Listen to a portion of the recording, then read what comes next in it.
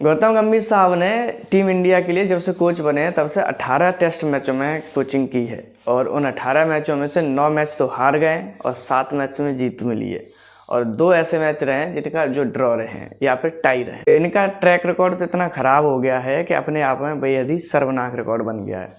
मतलब हम घर में इससे पहले हमें न्यूजीलैंड 3-0 से हरा कर जाती है घर पे और उसके बाद में साउथ अफ्रीका ने भी हरा दिया। तो ये अपने आप में एक बहुत ही शर्मनाक और बेहद ही ख़राब रिकॉर्ड है। इनके फालतू के एक्सपेरिमेंट जो है टीम इंडिया के क्रिकेट को ख़त्म करे दे रहे हैं। कैसे? नंबर 3 की पोजीशन पर राहुल द्रविड़ एक लंबे अरसे से पहले खेलते आ रहे थे। उनके बाद चेतेश्वर पुजारा ने इस पोजीशन को संभाला। चेतेश्वर पुजारा के जाने के बाद से 6 से 7 प्लेयर्स को इस नंबर पर ट्राई करा गया। उसमें से जाके साई सुदर्शन कहीं जाकर फिट हुए थे, उन्होंने भी 9-10 पारियां खेली, तब जाके वो फिट हुए, कुछ उनके बल्ले से रन आने लग गए। जबकि इस सीरीज में उन्हें खिलाना चाहिए था, उन्हें टेस्ट करना चाहिए था कि होम कंडीशंस में क्या वो रन बना पाएंगे या नहीं। ऐसे में उन्होंने बिठा दिया और नंबर 3 पर एक ऑलराउंडर खिलाड़ी वाशिंगटन सुंदर को ला के खड़ा कर दिया, जो कि कहीं से भी इस टीम में अभी फिट नहीं होते थे। रैंक टर्नर का मतलब ये नहीं है कि टीम में सारे के सारे स्पिन बॉलर्स को ही खिला लो। अरे भाई, पहली पारी में बुमराह ने 5 विकेट लिए थे, स्पिनर्स ने नहीं। दूसरी पारी में जाकर रविंद्र जडेजा ने 4 विकेट लिए थे। तो कहीं ना कहीं इस पिच पे फास्ट बॉलिंग को भी मदद थी।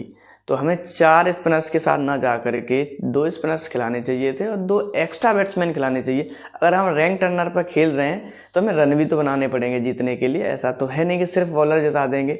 अब सोचिए, हमसे 100 रन नहीं बने चौथी पारी में, 124 रन बनाने थे जीतने के लिए और हम 93 पे ऑल आउट हो गए। तो ये अपने आप में कितनी शर्मनाक बात है। और एक चीज़ और साबित होती है कि हमारी टीम में बल्लेबाजी ही नहीं है। मतलब अब बहाना मार रहे हो कि शुभमन गिल नहीं थे, अगर गिल होते तो हम मैच जीत जाते। भैया, शुभमन गिल नहीं थे लेकिन 10 और प्लेयर भी तो थे। वो क्या कर रहे थे? क्या शुभमन गिल ही मैच जिताएंगे? अगर हम इंग्लैंड में सीरीज बराबर करके आए थे तो उसमें केवल और केवल शुभमन गिल का हाथ नहीं था। वहाँ पर यशस्वी जायसवाल ने भी रन बनाए थे, केएल राहुल ने भी रन बनाए थे। उसके अलावा हमारे गेंदबाज जसप्रीत बुमराह ने विकेट मारे थे, मोहम्मद सिराज ने भी विकेट मारे थे। तो ऐसा नहीं है कि ये किसी एक प्लेयर का गेम है, ये टीम वर्क है। जब तक हम अपनी टीम को उस लेवल का नहीं बनाएंगे, टीम का माइंडसेट उस लेवल का नहीं बनाएंगे जिस लेवल पे हमें होना चाहिए। हम वर्ल्ड टेस्ट चैंपियनशिप क्यों नहीं जीत पा रहे हैं? इस बार तो फाइनल में जाने का भी मौका नहीं बन पा रहा है।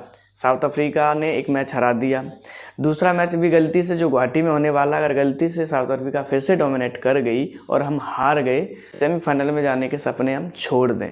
टॉस तो ऑलरेडी हम हार ही जाते हैं, टॉस तो कभी जीतते ही नहीं है। टॉस जीतने की परंपरा तो ख़त्म ही कर दी टीम इंडिया ने। अब हालांकि मैच जीतने की जो परंपरा थी वो भी ख़त्म होती जा रही है। चलिए, मान लीजिए साउथ अफ्रीका से सीरीज बराबरी भी हो जाती है, 1-1 की बराबरी पे आ जाएंगे। उसके बाद हमें न्यूजीलैंड में खेलने जाना है। क्या न्यूजीलैंड को हम उसके घर में जाकर हरा पाएंगे? हम उस न्यूजीलैंड की बात कर रहे हैं जो हमें इंडिया में 3-0 से क्लीन स्वीप करके गई है। उसको उसके घर में हरा पाएंगे? अगर वहाँ पर जाके अगर हारने के हमारे चांसेस ज़्यादा हैं, हार जाएंगे, तो हमारे वर्ल्ड चैम्पियनशिप की सेमीफाइनल तक में जाने की कोई भी उम्मीद नहीं है। फाइनल तो दूर की बात रही।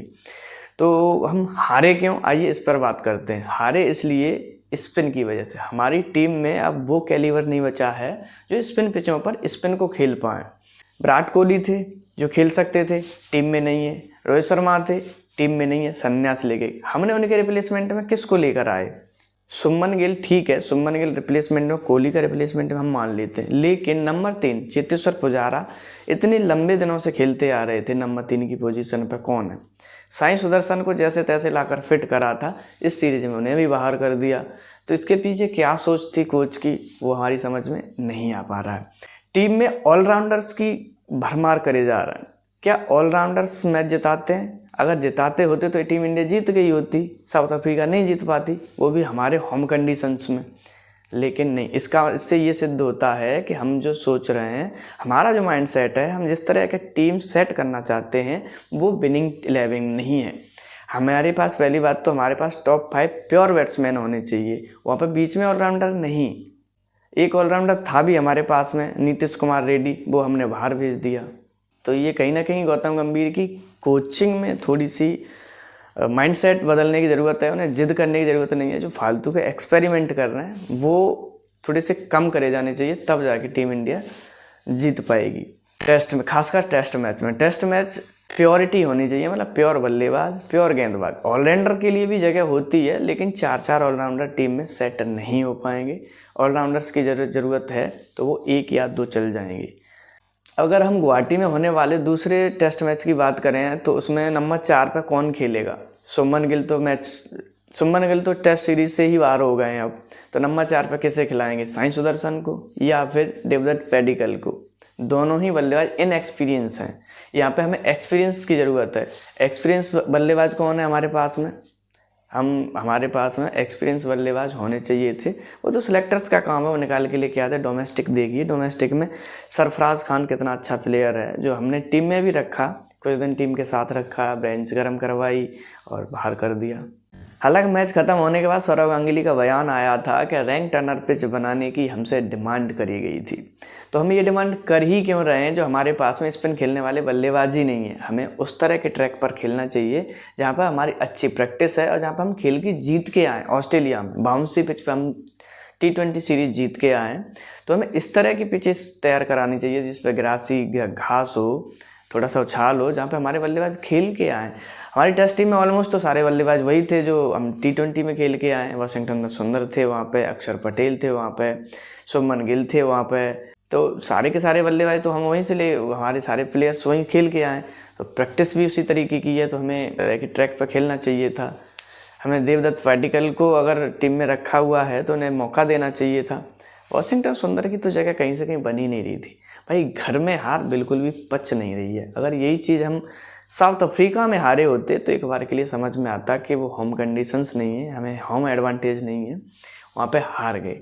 लेकिन होम एडवांटेज होते हुए भी हम 2 से ढाई दिन में हार जा रहे हैं। हारना भी चलो ठीक है, एक समझ में आता है, चौथे 5वें दिन अगर हारते, मतलब हमें दूसरी टीम बाहर से आके 2.5 दिन में घर पे हरा दे रही है, तो इससे ज़्यादा शर्मनाक बात और क्या हो सकती है।